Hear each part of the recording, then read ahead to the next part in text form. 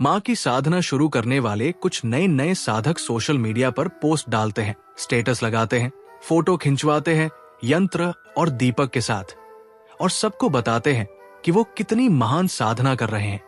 लेकिन माँ की साधना कोई फैशन शो नहीं है, ये कोई दिखावा नहीं, ये एक यात्रा है आत्मा से परमात्मा तक की।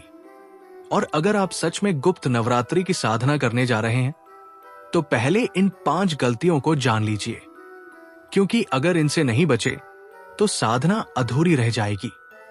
क्या आपने कभी महसूस किया है कि जब आप साधना में बैठते हैं तो सब कुछ होने के बाद भी कुछ अधूरा सा लगता है? ऐसा लगता है जैसे पूजा हो गई, जाप भी हो गया, लेकिन फिर भी वो भीतर की शांति, वो अनुभव, वो ऊर्जा नहीं मिल पाई जिसकी उम्मीद थी। अगर हां, तो ये वीडियो आपके लिए है। गुप्त नवरात्रि एक ऐसा समय है जब साधना सिर्फ बाहरी पूजा नहीं होती, ये एक अंतर यात्रा होती है। ये वो समय होता है जब इंसान खुद को टटोलता है, खुद को बदलता है और माँ की शक्ति को अपने भीतर महसूस करता है। लेकिन बहुत बार हम कुछ ऐसी गलतियां कर देते हैं जो हमारी पूरी साधना को रोक देती है। हम मेहनत तो करते हैं, लेकिन अंत में फल नहीं मिल पाता। इसलिए आज हम उन 5 मुख्य गलतियों के बारे में बात करेंगे जो अक्सर साधक गुप्त नवरात्रि में कर बैठते हैं और जिनसे अगर समय रहते बचा जाए तो साधना पूर्ण हो सकती है और साक्षात्कार तक का अनुभव भी मिल सकता है। पहली गलती जो लोग सबसे ज्यादा करते हैं वो है बिना तैयारी के साधना शुरू करना।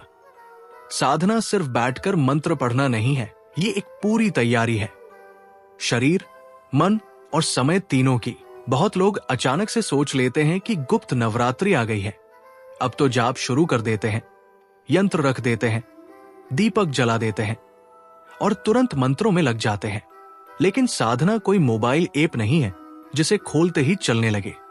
अगर आपने अपने मन को शांत नहीं किया, दिनचर्या को संयमित नहीं किया, खान पान को नियंत्रित नहीं किया और अपने आसपास का वातावरण शुद्ध नहीं किया, तो साधना का असर उतना नहीं होगा।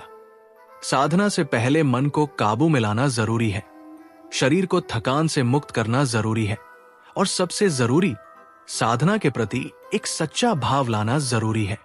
अगर शुरुआत ही बिना तैयारी के हो जाए तो फिर बीच में साधना डगमगाने लगती है। दूसरी बड़ी गलती जो कई साधक करते हैं वो है बाहरी चीजों पर ज्यादा ध्यान देना। किस फूल से पूजा करनी है, किस दिशा में दीपक रखना है, कौन सा कपड़ा पहनना है, किस समय जाप करना है, ये सब बातें जरूरी है, लेकिन ये साधना का आधार नहीं है। असली साधना तो मन की स्थिति होती है। अगर आप सारे नियम तो फॉलो कर रहे हैं लेकिन मन भटका हुआ है तो साधना में क्या होगा? कोई मंत्र तभी काम करता है जब वो आपके भीतर से निकले, वरना वो सिर्फ जुबान से बोले गए शब्द बनकर रह जाता है। लोग फूलों की गिनती करते रह जाते हैं लेकिन भावनाओं को भूल जाते हैं। साधना में नियमों के साथ साथ श्रद्धा और समर्पण भी चाहिए, वरना सब कुछ दिखावा बन जाता है। तीसरी गलती है जल्दीबाजी और अधीरता। साधक कई बार चाहता है कि पहले दिन ही कोई चमत्कार हो जाए, आंख बंद की और कोई दर्शन हो जाए, शक्ति मिल जाए, कुछ अलग अनुभव हो जाए। लेकिन साधना एक धीमी, गहरी प्रक्रिया है। ये कोई बाजार की चीज नहीं जो तुरंत मिले। ये तो एक बीज की तरह है जिसे मिट्टी में बोया जाता है, फिर पानी दिया जाता है, फिर धूप लगती है, तब जाकर अंकुर फूटता है। वैसे ही साधना में भी समय लगता है, लेकिन हम अधीर हो जाते हैं, सोचते हैं कि शायद कुछ गलत कर रहे हैं, फिर एक देवी से दूसरी देवी पर कूदते हैं, मंत्र बदलते हैं, यंत्र बदलते हैं और अपनी ही साधना को भटकाते हैं। ये सबसे बड़ी गलती होती है। साधना में धैर्य सबसे बड़ा धन होता है। जिस दिन ये समझ आ जाए उसी दिन साधना फल देना शुरू कर देती है। चौथी गलती है दिखावा और प्रचार। गुप्त नवरात्रि का मतलब ही होता है गुप्त, यानी छुपी हुई, निजी, एकांत साधना। लेकिन आजकल लोग क्या करते हैं?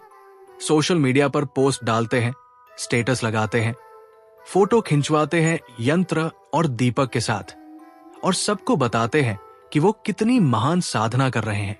लेकिन मां की साधना कोई फैशन शो नहीं है, ये तो आत्मा और शक्ति के बीच का संबंध है जो बिल्कुल निजी होता है। जैसे कोई चिट्ठी सिर्फ भगवान को भेजी जाती है, उसी तरह साधना भी भगवान और साधक के बीच की बात है। जब आप उसे लोगों को दिखाने लगते हैं तो उसका असर कम हो जाता है।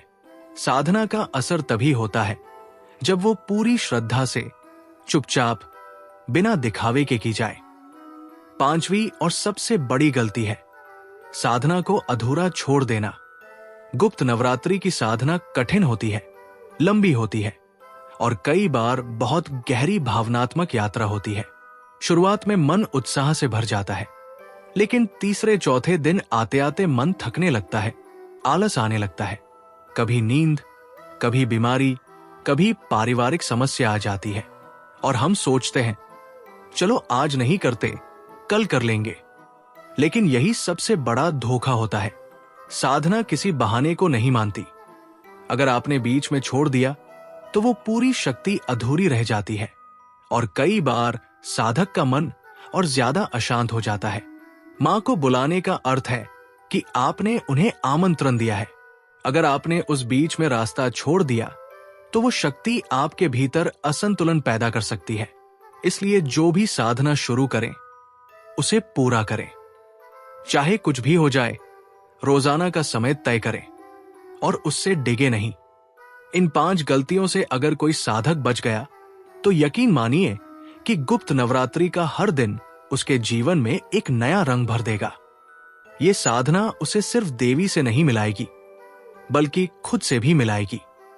वो अपनी कमजोरी, अपनी शक्ति, अपनी इच्छाओं और अपनी सीमाओं को देख पाएगा, समझ पाएगा और पार भी कर पाएगा।